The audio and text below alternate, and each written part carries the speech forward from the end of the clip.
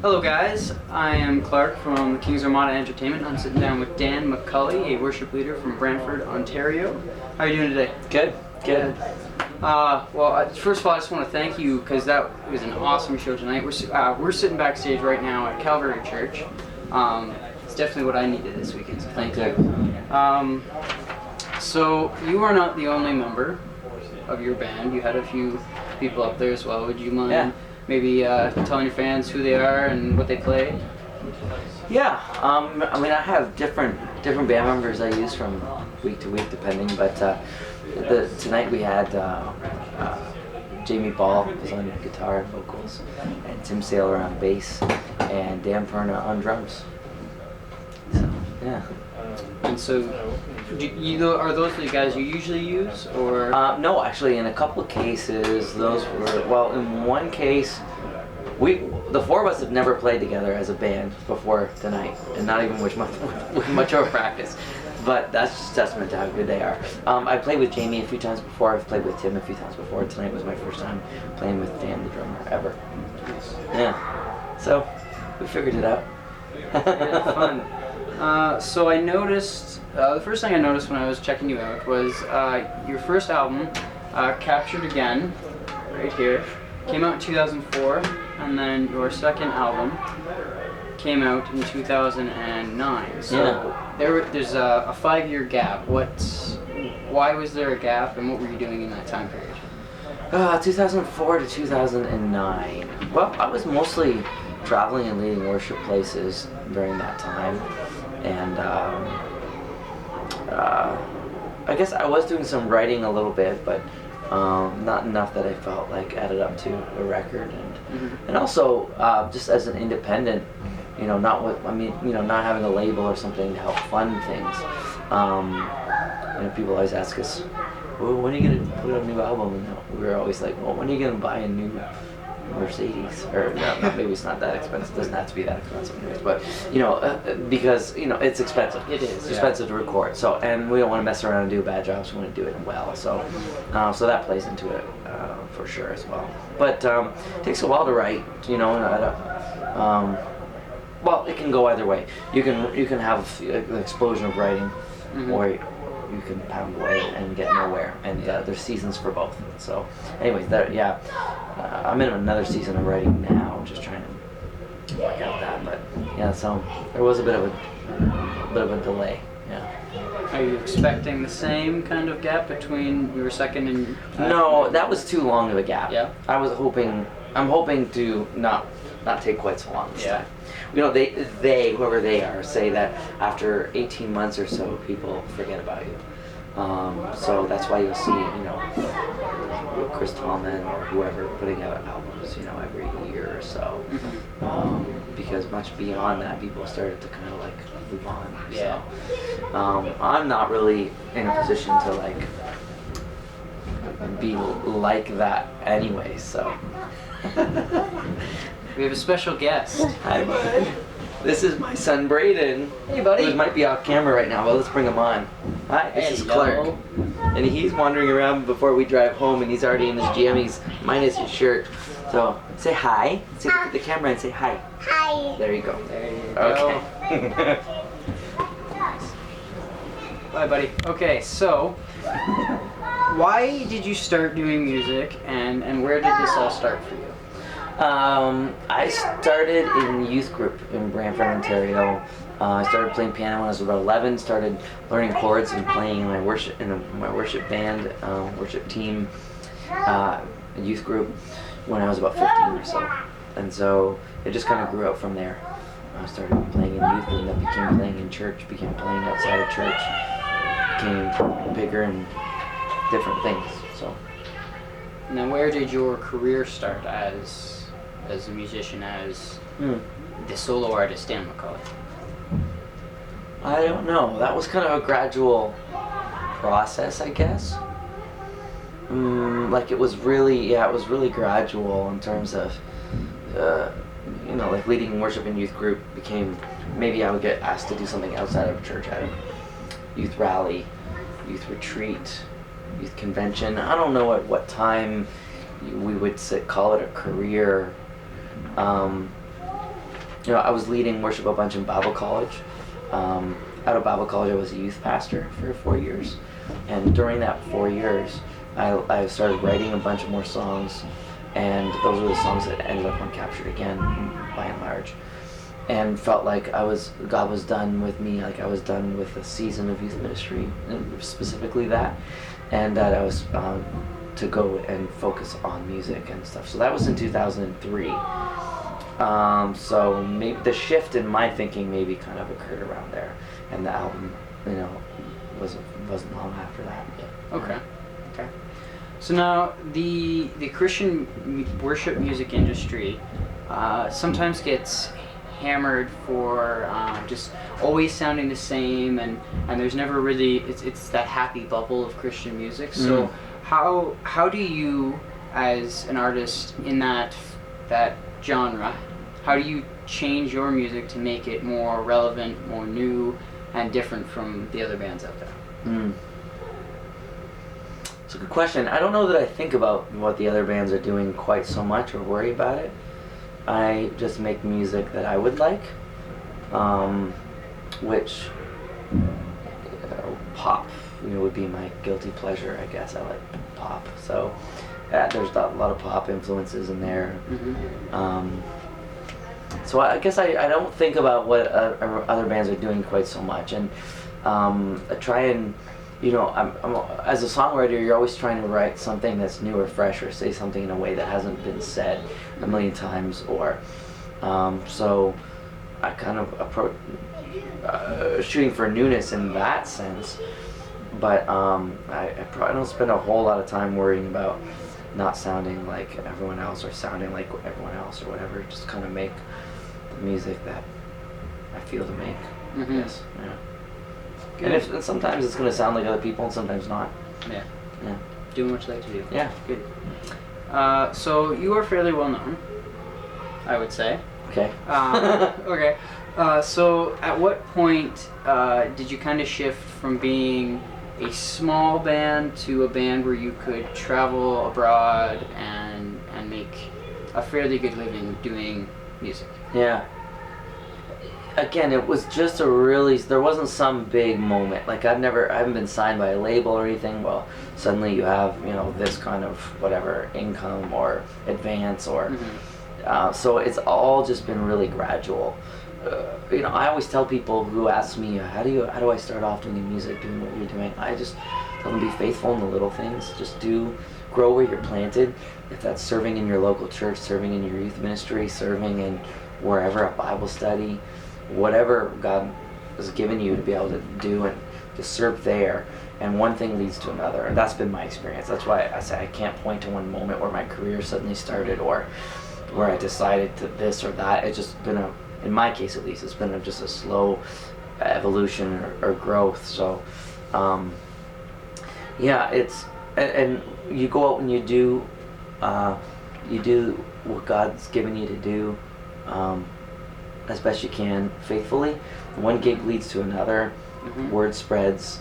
You just go out and do a good job, and if people like what you do, then they talk about it, and it opens new doors and new opportunities. And so, it just kind of like grows, and it can grow in terms of the size too. It's not like, I guess for some people it happens that you do some big one thing and then really big things are knocking at your door. For me, it's just been gradual. Yeah. Okay. And I try not to measure it in terms of what the big things are anyways. I'm trying to redefine what success looks like. What does the success look like? Is it X number of album sales? Is it awards? Is it all these things that the world looks at and calls success? But when I get tempted to get caught up in thinking about those things, then I have to remember, man, like I'm doing what I love to do for a living. Like I'm feeding my kids on that, and you know what? I get emails and calls or Facebook messages, whatever, from people who were blessed by the music, and maybe I'm not selling a million albums, but maybe I'm just having a different kind of success. like I'm being faithful to what God's called me to do, and it's making a difference. So that's success too. So now your music is praise. Yeah, it's very, very adamant that it is praise music. So what drives you to really write that, and how are you inspired to write pretty much all praise? Because a lot of it is praise. Well, there's downs in there too. I think there's like it's not all just positive. We have another visitor here. Guest number 2. It's guest number 2. And wearing a similar outfit. Come here. No, we're on camera. Yeah. You gotta come sit in my lap for a second. Now, this is my older son. His name's Keaton, and he's wearing a similar outfit to Braden. And you can wave at the camera. Okay, Mommy's calling. Okay, you need to go. All right, where do you want to get going from? So what do you do instead? Should I put them in the car or no? Okay.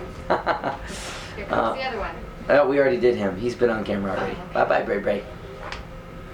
Let's get your clothes. I forget what the question was now. Sorry. Sorry. Okay. So music being full of praise, and then where does that inspiration come from? Yeah.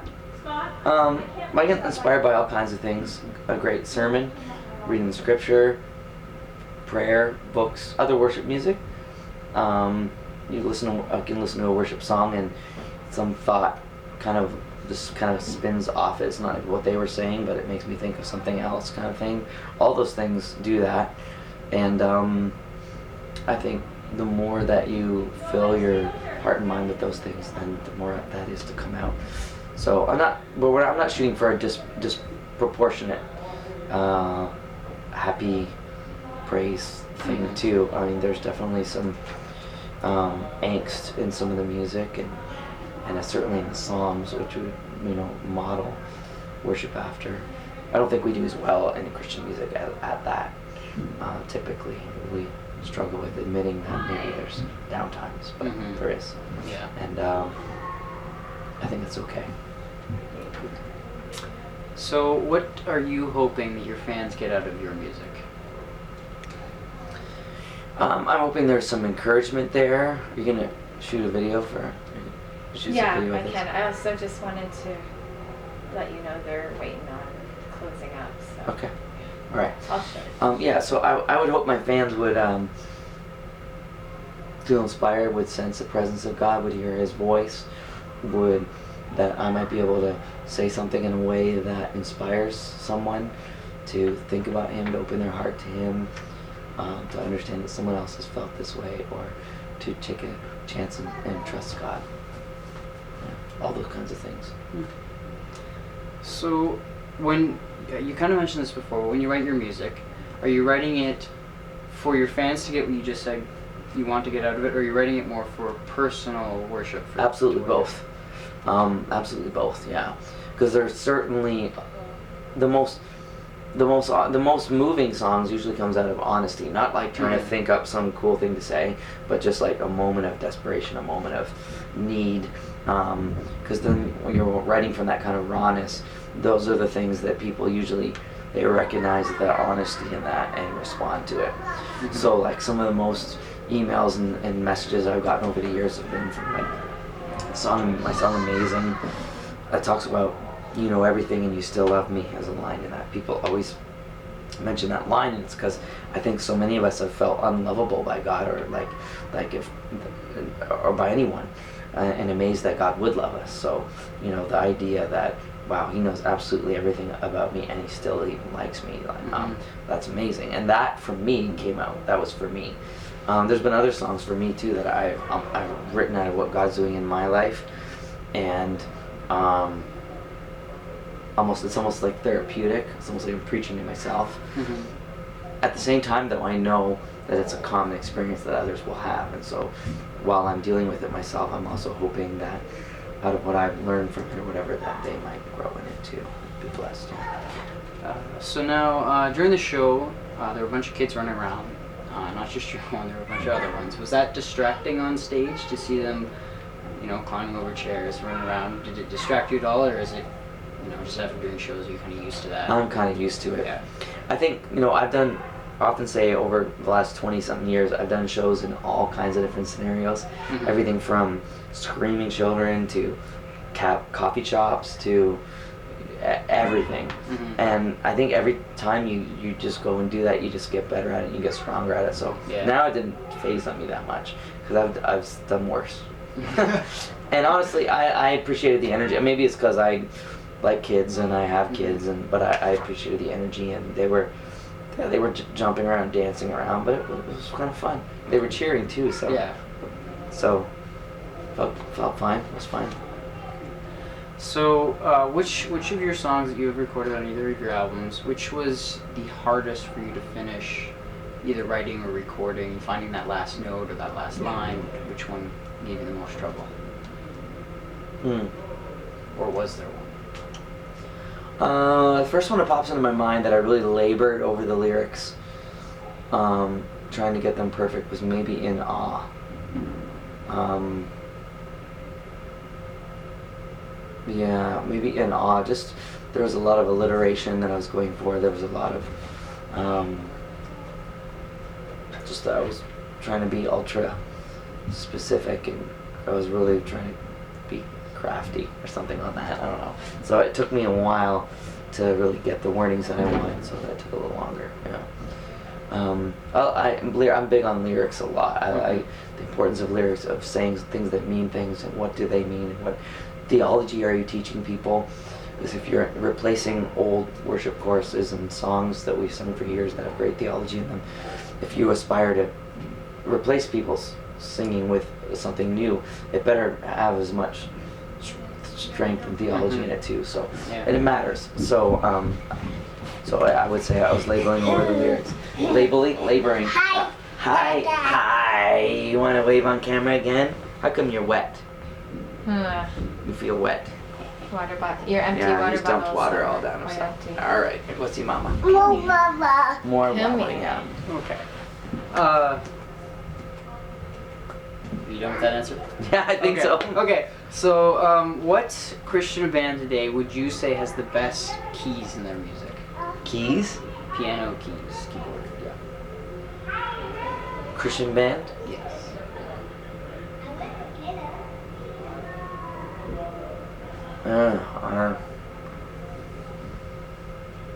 I don't know offhand.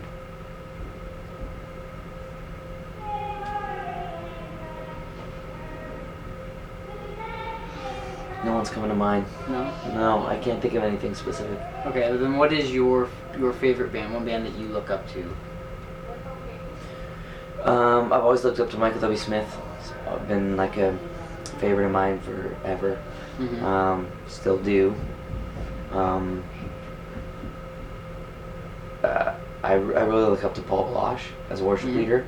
Mm-hmm. He's like the best. He's Yeah. the best out there, and just the right spirit and attitude and heart and all that. So yeah. Cool. Okay. So now we're at our final question. Okay.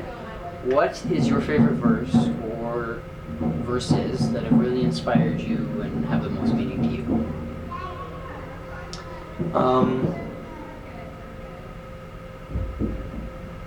Well, a lot of favorites. I'm gonna have to probably just go with Jeremiah 29:11. I know the plans I have for you, plans to prosper you, not to harm you, plans to give you a hope and a future. Just super inspiring to know that someone else who's in control, even when we're not, knows what he's leading us to ultimately, and that it's for our good if we just trust him. Let him take us there. So now we've gotten to the fun part of the interview. Challenge for Dan here. He is going to be acting out his favorite TV/movie scene. And then you will have to guess, and we will give you this CD right here, his newest one. And he will sign that one for Acting you. out a scene. Yes. Okay. I have a favorite.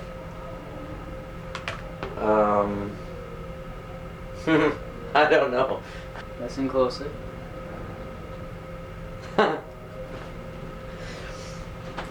You sit on a throne of lies. There you go.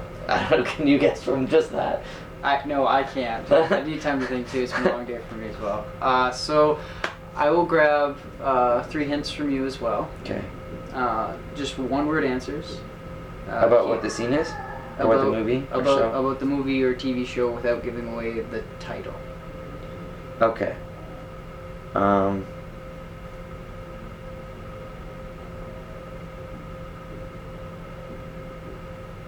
Christmas. Christmas.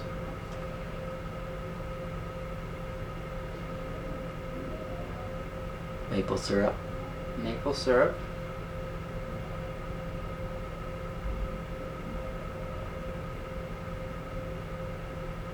And an angry elf.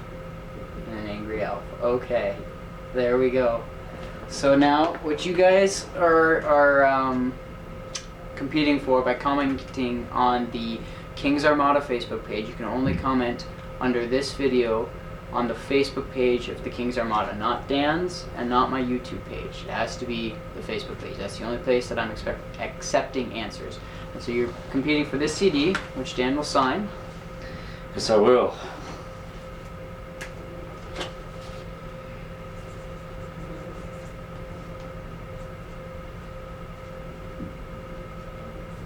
That person. There you go.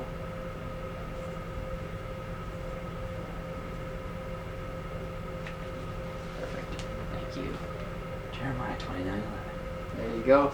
And so for a thank you for this challenge, I have a gift card here, a $20 gift card to the Christian Armory. Awesome. So that is my supporter. They're actually from Woodstock, where we are now. So Cool. next time you're doing a show in this area, you have a $20 gift card. You can stop in and pick up whatever you like. Sweet. Thank you. So thank you so much for doing this with me. Yeah, absolutely.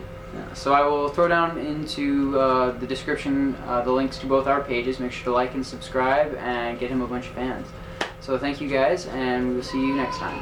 Bye.